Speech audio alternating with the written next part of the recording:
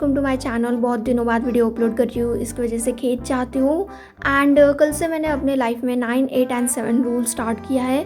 9, 8 and 7 rule is basically 9 hours for study, 8 hours for time pass and essential work and 7 hours for sleep. So इस rule के हिसाब से मैं सुबह 5 बजे उठ गई थी एंड 6 बजे मैं डेस्क पे आ गई थी।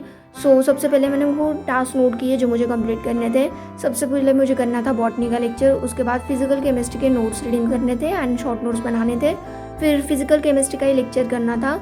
उसके आगे वाला स्लॉट मैंने ड्रॉप कर दिया था क्योंकि मुझे हॉस्पिटल में जाना था। एंड उसके आगे वाला स्लॉट था 6:30 टू 8:30 का, जिसमें मुझे फिर से एक बार टेस्ट देना था एंड टेस्ट एनालिसिस करना था। मैंने टेस्ट फिर से क्यों दिया था एंड मेरा टेस्ट का स्कोर क्या था ये मैंने बताया है। So stay tune guys. And यहाँ पे मैं कर रही थी बॉटनी का लेक्चर। बॉटनी का lecture around 1 our and 52 minutes का था, जो मेरा 1 आवर एंड 42 मिनट्स में कंप्लीट हो गया था।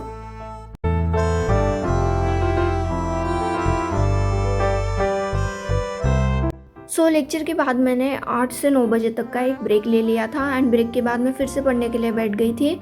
मैं यहाँ पे कर रही थी फिजिकल केमिस्ट्री के सॉल्यूशन चैप्टर की notes reading and side by side question practice भी कर रही थी एंड फार्मूला भी नोट कर रही थी for better understanding and memorisation.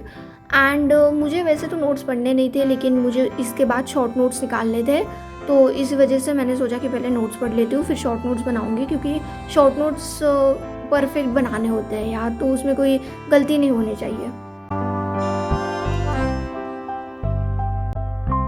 वैसे मुझे शॉर्ट नोट्स बनाने का मन तो नहीं था, लेकिन किसी ने मुझे कमेंट सेक्शन में और मेरे टेलीग्राम चैनल पे भी बहुत ज़्यादा रिक्वेस्ट की थी कि आप शॉर्ट नोट्स कैसे बनाते हो, प्लीज़ बता दो, प्लीज़ बता दो।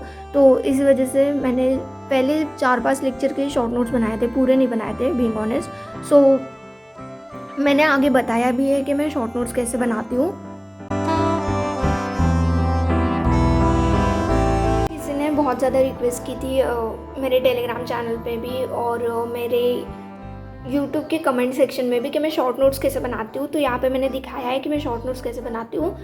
जैसे कि सॉल्यूशन हो गया, सॉल्यूशन की डेफिनेशन है, सॉल्यूशन की डेफिनेशन हमारे सिलेबस में है तो मैंने वो लिख ली और वो काम की भी होती है of course.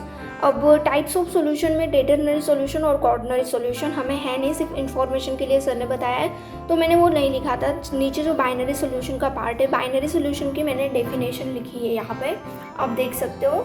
And talking about ये सिम्बॉल हमें पता होता है कि मास के लिए W यूज़ किया जाता है और मोलर मास के लिए M यूज़ किया जाता है।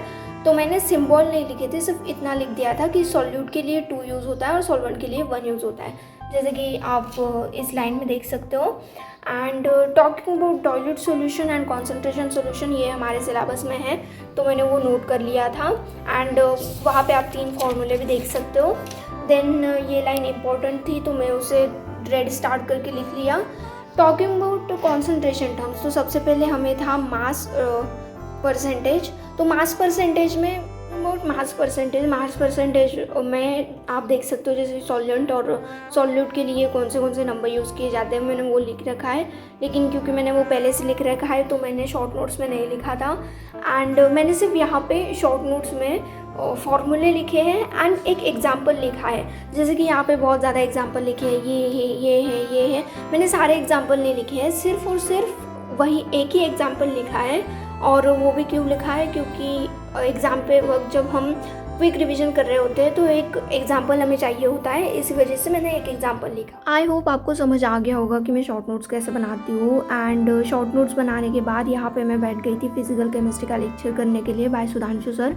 सॉल्यूशन चैप्टर का लेक्चर था ये एंड 2 आवर्स का था ये लेक्चर एंड मैंने 2 आवर्स में कंप्लीट भी कर लिया था। जो लोग मेरी पुरानी वीडियोस देखते थे वो सास्के को बहुत अच्छे से पहचानते होंगे, लेकिन मेरे लेटेस्ट वीडियो में सास्के कई दिनों से नहीं था क्योंकि सास्के का पैर फ्रैक्चर हो गया था गाइज। लेकिन कोई बात नहीं, Sasuke is back now guys. Now पता नहीं यार टेस्ट के दिन क्या हुआ था। टेस्ट पहले तो सबमिट नहीं हो रहा था, इट टुक में around 10 to 15 minutes to submit the test and test submit होने के बाद टेस्ट के रिजल्ट के दिन रिजल्ट 0 दिखा रहा था, तो इसी वजह से मुझे दोबारा टेस्ट देना पड़ा। उस दिन क्या हुआ था, मैंने अभी स्टार्ट किया है टेस्ट, तो ऐसा भी नहीं है कि मैंने मार्क कर दिए होंगे क्वेश्चन। स्क्रीन भी ब्लर आ रही है।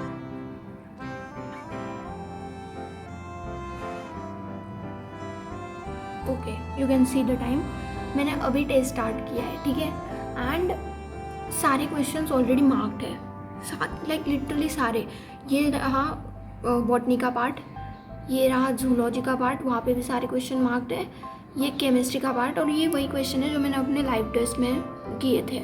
तो शायद टेस्ट सबमिट नहीं हुआ था, कुछ टेक्निकल प्रॉब्लम था, आई डोंट नो। लेकिन अभी अगर मैं टेस्ट सबमिट करूँगी तो आई गेस मुझे वही रिज़ल्ट मिलेगा जो मुझे अपने वाले टेस्ट पे मिलने वाला था।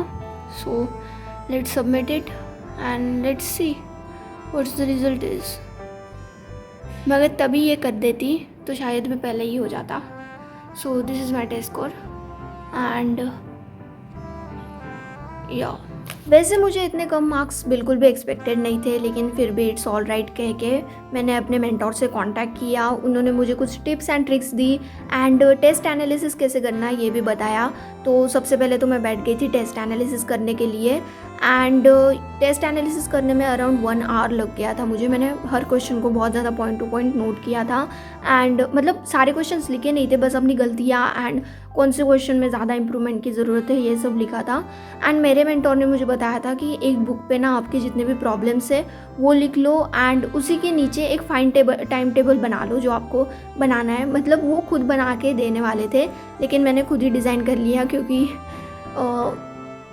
हम खुद को ज़्यादा पहचानते हैं रादर दैन दूसरे हमें जितना पहचानते हैं। तो मैंने खुद ही बना लिया था, आप स्क्रीन पे देख सकते हो and if you want to follow that you can also follow that. So मैंने अपने प्रॉब्लम तो नोट कर लिए थे एंड अगर इसका कुछ अच्छा रिजल्ट होगा तो मैं ज़रूर बताऊंगी अपने वीडियोज़ में। एंड उसके बाद मैं बैठ गई थी ह्यूमन रिप्रोडक्शन का NCERT रीडिंग करने के लिए, क्योंकि मेरा बायोलॉजी में एक भी क्वेश्चन गलत नहीं हुआ था, लेकिन आई रियलाइज़ दैट कि मुझे बहुत ज़्यादा point two point NCERT reading की ज़रूरत है।